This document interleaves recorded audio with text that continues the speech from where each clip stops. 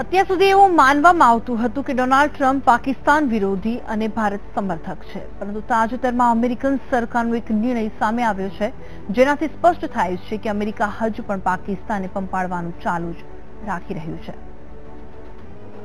ભારત ગમે તેટલા પ્રયાસ કરે, પરંતુ અમેરિકા હંમેશા ભારતને કોણીએ ગોળ આપતું જ રહે છે।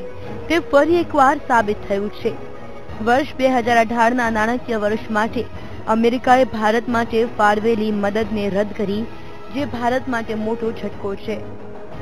અમેરિકાએ પોતાનું સંરક્ષણ બજેટ 10% વધાર્યું છે અને આ ખર્ચને પહોંચી વળવા ભારતને મળતી મદદ અમેરિકાએ બંધ કરી છે।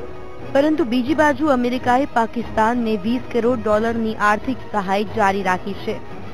અમેરિકા ભારતને વિકાસ કાર્યો માટે $1.92 લાખ અને ઇકોનોમિક સપોર્ટ ફંડ માટે $82 લાખ આપે છે। પરંતુ હવે આ મદદ સંપૂર્ણ બંધ થશે। માત્ર ભારત જ નહીં, પરંતુ ચીનને વિકાસ કાર્યો માટે અમેરિકા જે મદદ કરે છે તે પણ બંધ થશે। પાકિસ્તાનનું માત્ર બોલકો વિરોધ કરવો અને ખરી જરૂરિયાત હોય ત્યારે ભારતને કોરાને મૂકવું, કદાચ વર્ષો પછી પણ અમેરિકાની નીતિમાં ફેર પડ્યો નથી। હવે જોવાનું એ રહે કે ભારતના પ્રધાનમંત્રી આ ટ્રમ્પ કાર્ડ સામે કઈ નીતિ રમે છે।